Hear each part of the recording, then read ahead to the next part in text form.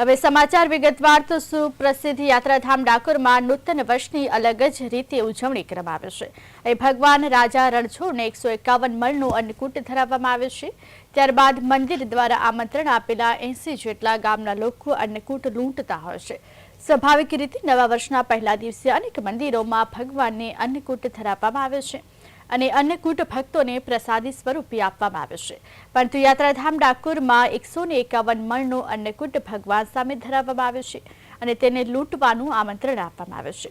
વર્ષોથી ચાલતી આવતી આ પ્રથામાં આજે વહેલી સવારે ભગવાન રાજા રણછોડની મંગળા આરતી બાદ ભગવાન કેસર સ્નાન કરાવવામાં આવ્યું। ત્યારબાદ ભગવાને શણગાર કરવામાં આવ્યા।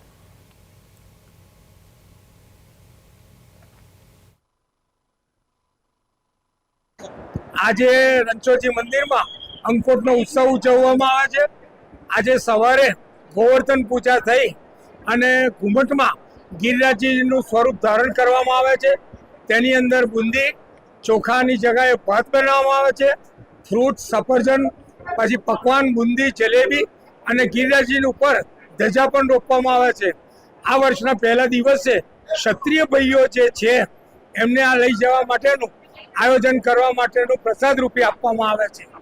અરે જ્યારે મારા બા જીવતા હતા આજથી 15 વર્ષ પહેલા, તો મારા બાએ મને કીધેલું કે તારામાં તાકાત હોય તો મને બતાવજે। તો પહેલા વર્ષે મારે માછલીની કાચલી આવી હતી, બીજા વર્ષે માટલું આવ્યું હતું મારા હાથમાં, એમાં વડા પૂરી માખણ બધું આવ્યું। ત્રીજા વર્ષે આખું મેં પ્રસાદ લઈને જાઉં છું, એમને બાને ધરાવું છું અને બધો પ્રસાદ વેચી દઉં છું। છેલ્લા 45 વર્ષથી હું આવું છું અને આજના દિવસનું મહત્તમ એ છે કે જે રીતના આજુબાજુના ગામવાળા ભાતના અને સોનાની વીંટી અને બુંદીનો પ્રસાદી જે ભગવાન અર્પે છે એ દરેક જગ્યાએ એવું હોય કે ભગવાનને આપણે આપીએ, પણ ડાકોરનું મહત્તમ એ છે કે ભગવાન આજના દિવસે ભગવાન એમના ભક્તોને આપે છે અને ભગવાન બોલાવે છે, આજુબાજુના દરેક ગામવાસીઓને બોલાવે છે અને ભાતનું અને બુંદીનું પ્રસાદી રૂપે અર્પણ કરે છે।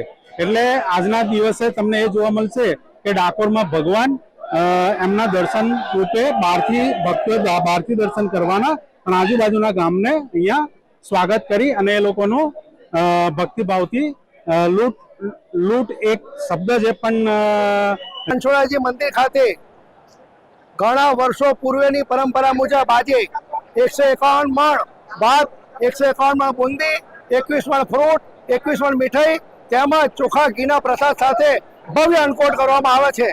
નવા વર્ષની અંદર ઠાકોરજી જે નવું દાન થયું હોય એ પ્રજામાં લૂંટાવે છે। ગુજરાતની અંદર નહીં પણ ભારતમાં એક જ જગ્યા એવી છે કે જ્યાં અન્નકૂટ પીરસાયા પછી વેચવામાં નથી આવતો, લૂંટવામાં આવે છે। આજુબાજુના 800 ગામના લોકો સ્પેશિયલ ભાત લેવા માટે, પ્રસાદ લેવા માટે દૂર દૂરથી આવે છે અને એવી માન્યતા છે કે આ પ્રસાદ લઈને ઘરે ગયા પછી જો કોઈ પાજુ બીમાર થાય તો આ પ્રસાદ ખવડાવવાથી સાજું થઈ જાય છે। ખેતરમાં આ પ્રસાદ નાખવામાં આવે તો ધન વધારે પેદા થાય છે। રણછોડરાયની કૃપા છે। બોલો રણછોડરાય કી। આજરોજ જે ડાકોર રણછોડરાયજી મંદિરની પરંપરા છે એ પરંપરા અનુસાર દિવાળીના બીજા દિવસે ગોવર્ધન પૂજા થાય અને ગોવર્ધન પૂજા બાદ રણછોડરાયજીને અન્નકૂટ ધરાવવામાં આવે છે અને એ અન્નકૂટ જે છે એ આજુબાજુના 80 જેટલા ગામડાના લોકોને આમંત્રણ પત્રિકા પાઠવવામાં આવે છે। પરંપરા મુજબ આ અન્નકૂટનો જે પ્રસાદ છે એ લૂંટવા માટે ગ્રામજનો અહીંયા આવે છે અને એક ચોક્કસ સમયે આ તમામ ગ્રામજનોને આ અન્નકૂટની લૂંટનો અવસર આપવામાં આવે છે। પોલીસ આ દિવસે લૂંટને રોકવાના બદલે લૂંટનો ચુસ્ત બંદોબસ્ત ગોઠવે છે, જેથી કરીને આજે ભાવિક ભક્તો છે આજુબાજુના ગામના એ લોકો આ લૂંટ યોગ્ય રીતે અને કોઈ નિર્વિઘ્ને કરી શકે। એટલે એ પરંપરા આજે પૂર્ણ થઈ છે અને